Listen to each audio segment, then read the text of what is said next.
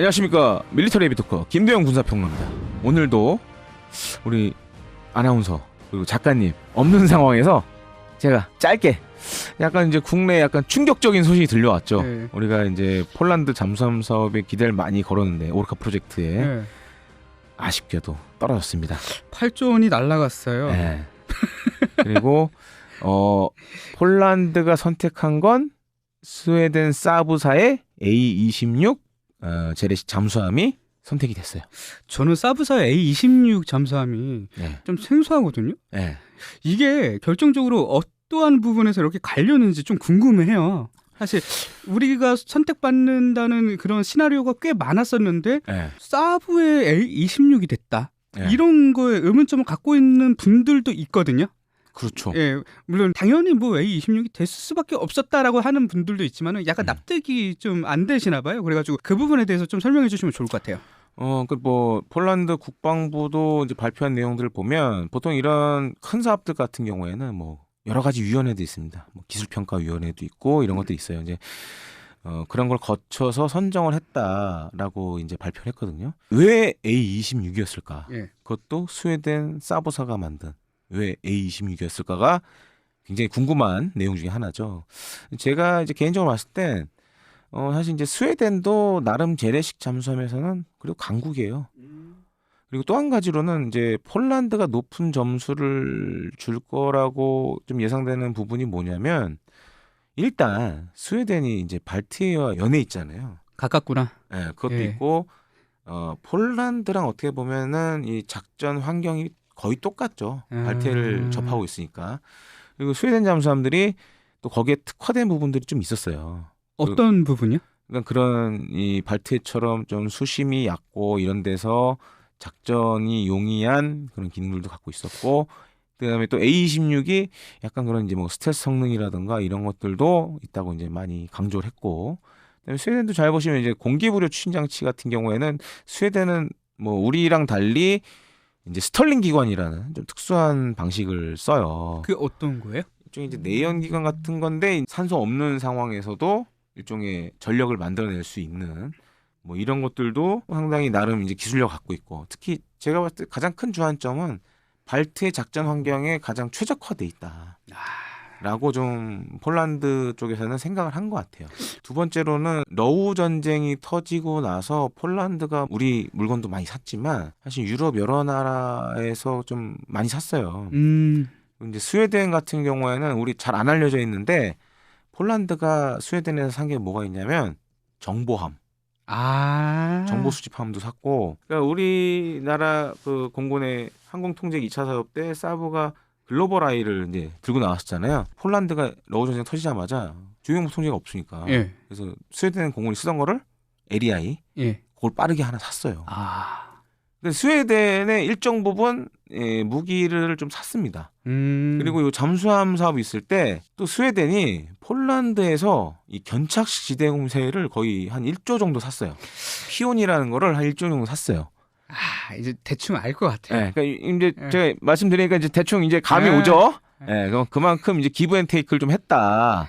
서로 주고받는 게 있어야지. 약간 이제 거래할 맛도 나죠. 그리고 언급은 안 되고 있지만 제가 이제 확인해 본 바로는 오르카 프로젝트도 사실 이제 금융 지원이 있었어요. 금융 지원. 금융 지원이 이게 있었어요. 세다. 예. 아마 스웨덴이 그게 좀 좋았을 거예요. 우리보다는. 조건 자체가. 야. 그리고 이제 우리 정보 수립 물론 좋지만 발트해라는 좀 환경에서는 좀 크다라는 얘기도 그동안 있었고, 물론 그거 아니다라고 주장하시는 분들도 있었지만 그런 측면을 고려해서 폴란드가 스웨덴 잠수함을 선택을 한 것 같아요.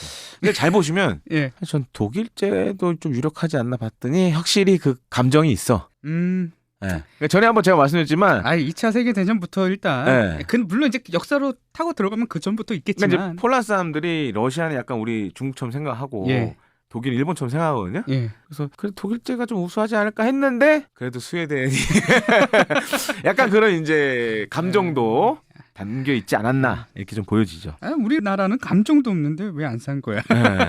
제가 봤을 때는 이제 그 절충 교육이나 네. 수출 금융에서 금융 지원에서 좀 밀렸던 것 같아요. 잠수함 성능보다는 성능보다는 다른 부차적인 데서 좀 밀렸던 것 같아요. 사실 우리나라도 폴란드 요구 조건에 뭔가 맞추려면은 이런 기브앤테이크가 좀 필요하지 않나. 그게 너무 안 되는 게 아닌가 좀 싶어요. 틀린 말씀은 아니에요. 예. 왜냐면 지금 이제 유럽 나라들 같은 경우에는 폴란드도 그래도 나름 그 동유럽 중부유럽에서는 뭐 방산 강국이에요. 자체 개발하는 것들도 많고 특히 이제 러우 전쟁 터지고 나서 지금 국방비 같은 경우는 사실 지금 이제 미국이 요구한 수준을 다 맞춰주고 있으니까 그런 측면에서 폴란드도 사실 우리한테 그런 요구가 많죠. 근데 우리는 아직 제도적으로 그게 못 받쳐주니까 우리가 산 건 자폭력 드론 하나 네, 있잖아요. 그런 예. 게 좀 아쉽죠. 아.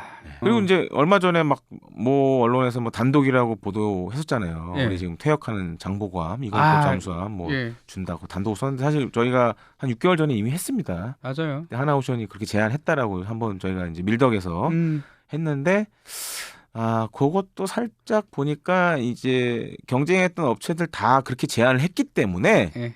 큰 변수는 되지 못한 것 같아요. 아, 사브도 일단 그 부분에 예, 대해서는 아마 더 조건이 있었구나. 지금 스웨덴 해군이 쓰고 있는 잠수함 한 척을 임대하는 걸 고려해서 결정한 것 같아요. 야, 우리 그때 당시에 했을 때 무슨 3+1 약간 이런 식으로 네. 제시를 했던 것들도 있고 하니까 네. 야, 근데 그 부분을 더 상충할 만큼 스웨덴 사브사가 제시한 A26이 훨씬 더 좋았다. 그렇죠. 아, 그러면 우리 이 퇴역하는 장보고 지금 현재 조건을 내세워서 좀 세이잘 만한 국가 있을까요? 많아요. 그러니까 첫 번째로는 이제 폴란드는 뭐 어쨌든 이제 빠이빠이가 됐고, 그다음 이제 우리가 장보고 3 제한 중인 나라가 캐나다도 있고 이제 필리핀도 있습니다. 이제 캐나다는 사실 이제 필요 없고 제일 중요한 건 이제 필리핀이겠죠. 필리핀 많이 가져가죠. 다만 이제 뭐 국내 여론이 사실 이것도 반반으로 갈려요. 네. 그건 이제 선도함인 장보고함은 우리가 좀 기념비적인 잠수함이니 이거를 좀 영구 보존하는 게 좋지 않겠냐 이런 여론도 다수 있거든요. 우리 손으로 만들었으니까. 네, 근데 어차피 지금 이제 선도함, 장보고함 포함해서 한 3척 정도 퇴역을 할 거거든요. 그래서 이제 2번함이 됐든 3번함이 됐든 그거를 뭐 필리핀 잠수함 사업 혹은 또 필리핀 전투기 사업에 MRF 사업, 다목적 전투기 사업에 일종의 이제 레버리지로 이용할 수가 있겠죠.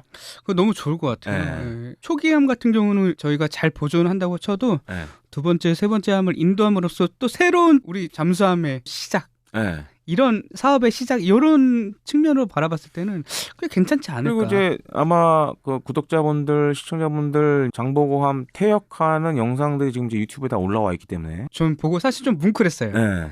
예전에 팬텀 네. 퇴역할 때도 그 마지막에 그 어떤 할아버지께서 만지면서 고생했다. 그렇죠. 찡하더라고요. 근데 네. 약간 잠수함은 사실 우리나라 역사의 기념비적인 그렇죠. 그런 상징이기 때문에 네.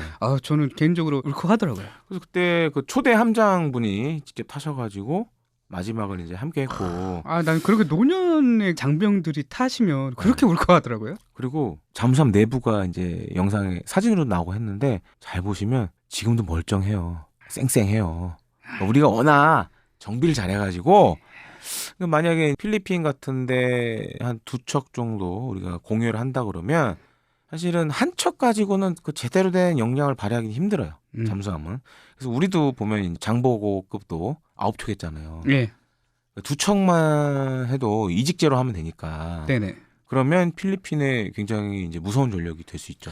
거기다 이어서 만약에 필리핀이 우리 장쓰리 또 뭐 장보고 3 PN이라는 지금 별칭도 붙여져 있는데 그걸 들여오면 뭐 괜찮은 이제 전력이 될 수가 있는 거죠. 6.25 참전국인 필리핀이 우리나라 도움을 이제 받는. 그리고 필리핀은 또 유엔사 회원국이에요. 예. 전쟁 나면 또 달려오르는 회원국이에요. 참 고맙죠. 네. 우리한텐. 그래서 그게 다른 나라들 뭐 캐나다도 사실 이제 유엔사 회원국이긴 한데 캐나다는 지금 어찌됐든 굴리는 잠수함이 있으니까.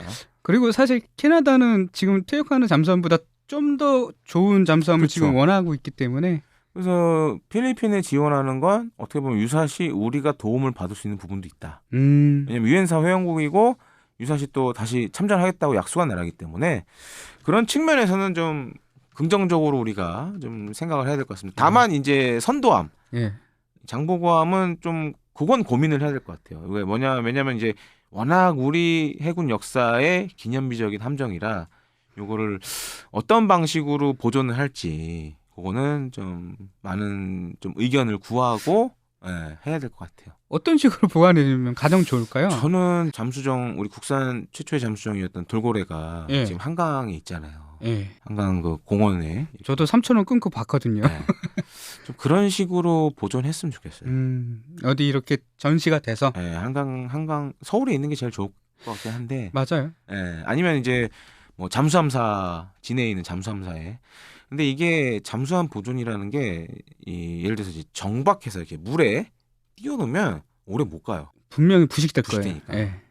그래서 이걸 지상으로 올려서 좀 전시하는 게 어떨까. 저도 같은 예, 생각입니다. 그래서 사실 제일 좋은 건 서울 한강 공원 같은 데다 배치하는 게 제일 좋죠.